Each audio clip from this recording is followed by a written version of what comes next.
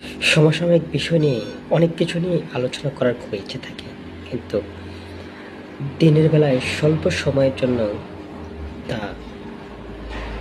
বিভিন্ন কাজের জন্য স্বল্প সময় আমি দিতে পারি না। যখন ফ্রি হই তখন অনেক মধ্যরাত, কিন্তু তারপরও কেন মাঝে মধ্যে বলতে ইচ্ছে করে। কখনো কখনো রেকর্ডিং করে আবার জমা রেখে দিই, এরকম অনেক আছে যে জমা রেখে দিই, আর দিতে ইচ্ছে করে না, কারণ এত রাতে তো মানুষ কখনো দেখে না। আর এইসব মানুষের দেখার বা শোনার সময় এখন আর নেই। এখন টিকটকের যুগে এই মন হাসায়, এই মন কাঁদায়। সো এইসব অচেনা মানুষের গল্প শোনাটাই আসলেই ভালো লাগে না। তারপর বলবো কি জানেন, আমি আজকে একটা ছোট্ট পিছনে কথা বলি।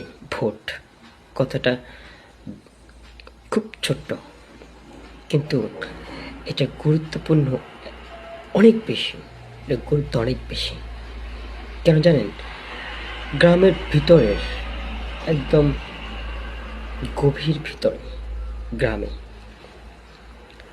সারা বাংলাদেশের কথা বলছি আর কি, যে ভিতরের মানুষগুলো আছে তাদের কাছে নির্বাচন আর ভোট কেমন, এটা আপনি যদি অনুভব করেন কখনো, আপনি সচেতন মানুষ হলে অনুভব করতে পারবেন, অন্যথায় কখনোই আপনার দ্বারা এটা অনুভব করা সম্ভব নয়, কোনো মতেই সম্ভব নয়।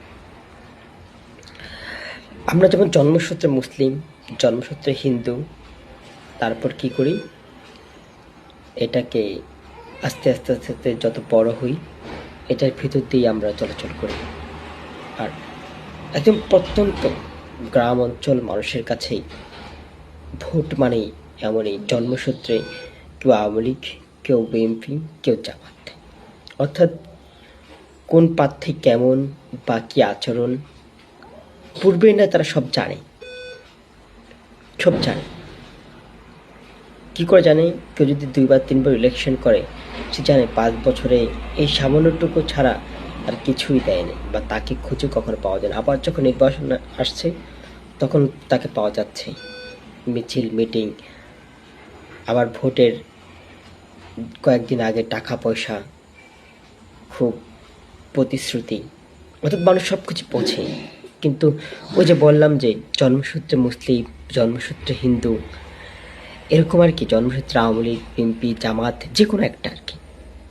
অর্থাৎ কোন ব্যক্তি ভালো, তার কথা ভালো, তার চিন্তা ভাবনা, তার ধ্যান, তার জ্ঞান, সে কি শুধু রাজনীতি করে খাচ্ছে নাকি আরো কোনো কাজ আছে, এটা কেউ কেউ জানলেও এটার বিপক্ষে ভোট দিতে পারে না।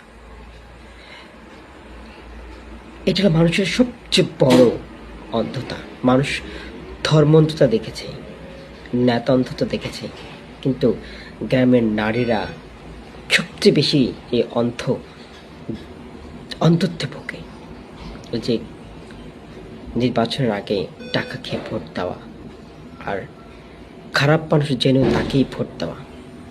আবার অনেক সময় এটাও ভাবে, আমি অনেক গ্রামের অনেক অনেক জায়গায় গিয়েছি, যখনই সময় পাই শুনি আর কি, হাঁটে হেঁটে মানুষের কথাগুলো আমি শুনি, যখনই সময় পাই গ্রামে গিয়ে বলি, যখনই যেই সময় যেটা বলে আমার মাথায় এটা আমি রেখে দিই কিছু কিছু কথা।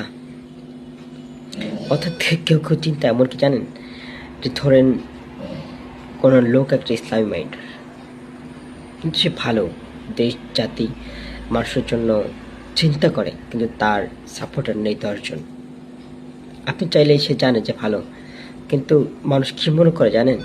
ওইসব নারী বা ছেলেরা, ছেলেরা খুব কম, ছেলেরা তো নেতার পিঠে ঘুরলে যদি একটা কাজ পায়, সে আশায় আশায় 5 বছর কাটে দেয়, আরও 5 বছর, আরও 5 বছর। কেউ কেউ হয়তো বা চাঁদা টাদা তুইলা জীবনে কিছুটা হলেও মানুষকে খুন খারাপে করেও কিছুটা হলেও আগাইতে পারে।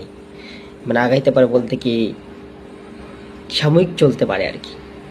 কিন্তু মহিলারা চিন্তা করে কি জানেন, এই যে সে ভালো মানুষ, তাকে ভোট দিলে আমার ভোটটা নষ্ট হয়ে যাবে। কেন জানেন? সে তো ভোটে জিততে পারবে না, তার তো সাপোর্টার নেই। অথচ সে ভালো মানুষ, ভালো চিন্তা করে, ভালো জ্ঞানী, ভালো গুণী, ভালো শিক্ষিত, কিন্তু তার সাপোর্টার নেই, আমার ভোটটা অযথা নষ্ট করার মানেটা কি? এই যে অনেকগুলো মানে যখন জমা হয়, আর যেটা অল্প অল্প করে মানুষ অনেক কিছু করতে পারে না, আর অল্প অল্প করে প্রত্যেক মানুষের ম্যাক্সিমাম মহিলাদের চিন্তা এরকম যে ভালো মানুষটাকে ভোট দিলে আমার ভোটটা নষ্ট হবে, কারণ তার সাপোর্টার নেই, আর সে আমার তো কোনো টাকা দিতে পারেনি, সে আমাকে আমার কাছে এসে বা এত সময় ব্যয় করতে পারেনি, কিন্তু আপনার কাছে সে যেতে চায়, সে পারেনি, আপনারা তাকে অ্যাকসেপ্ট করেননি। আবার কিছু কিছু উগ্র আছে আলেমদের মধ্যে, তাদের কথা আমি বাদ দিলাম। অর্থাৎ আপনার এলাকায় বিএনপি হোক, আওয়ামী লীগ হোক, আওয়ামী লীগ তো ভোট দেবেনই না, আর কেউ যদি দাঁড়ায় তাকে উল্টা চিহ্নিত করে দেবেন। জামাত হোক, বিএনপি হোক, অর্থাৎ তার চিন্তা, তার জ্ঞান মানুষের জন্য কিনা, সে কি শুধু রাজনীতিবিদ নাকি আরও কিছু করে, তার অতীত কর্মফল কি, চিন্তা করে আপনারা ভোট দিবেন। এবার হয়তো আমি মা বোনদের কখনো বোঝাতে পারবো না, কারণ এই যে বললাম না, যার জন্মসূত্রে মুসলিম আর হিন্দু, জন্মসূত্রে আওয়ামী লীগ, বিএনপি, জামাত, অর্থাৎ ওই এলাকায় কে ভালো তাকে নির্বাচন করবে না সহজে মানুষ। তবে আমি আশাবাদী যে কিছু ভালোর মধ্যেও এবার নির্বাচিত হবে। তার মধ্যে একটি নাম বলি, হাসনাত আবদুল্লাহ অন্যতম। তবে হাসনাত আবদুল্লাহ যে সহযোগী আছে সার্জিস, তাকে নিয়ে আমার খুব সন্দেহ হয়।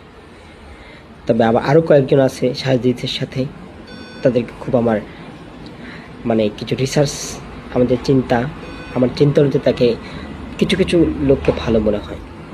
শুনলাম তা নাকি 30টি আসন ইসলামী জামাতের সাথে ঐক্যবদ্ধভাবে নির্বাচন করবে, কিন্তু এদের মধ্যে 2-3 জনকে বুঝি বা জানি বা চেষ্টা করেছি, খোঁজখবর নিয়েছি বা তাদের আগে পরের যে কথাবার্তা বিশ্লেষণ করেছি, কিন্তু তার মধ্যে অন্যতম হলো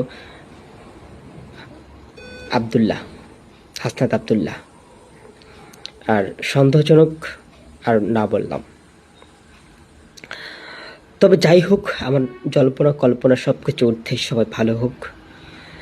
আর শহরের মানুষ সেম, সব কিছু বুঝে, সব কিছু জানে, কিন্তু দিন শেষে চাঁদা তোলাদেরকে ভোট দেয়। সো শহরের মানুষ স্মার্ট, বিজ্ঞানসম্মত, গ্রামের মানুষ রেমিটেন্স আনে। আর শহরে আগে শুধু সরকারি চাকরিজীবীরা বা দুর্নীতি করে বিদেশে পাচার করতে, এমন না, এখন 2-4টা বাড়ি করে বিদেশে পাচার করে। অর্থাৎ তারাও চাইবে না ভালো কেউ আসুক। অর্থাৎ আমি কাকে নিয়ে কাজ করব, কাকে নিয়ে চিন্তা করব, শহর কিংবা গ্রাম, তারা তো স্বেচ্ছাই চায় খারাপ।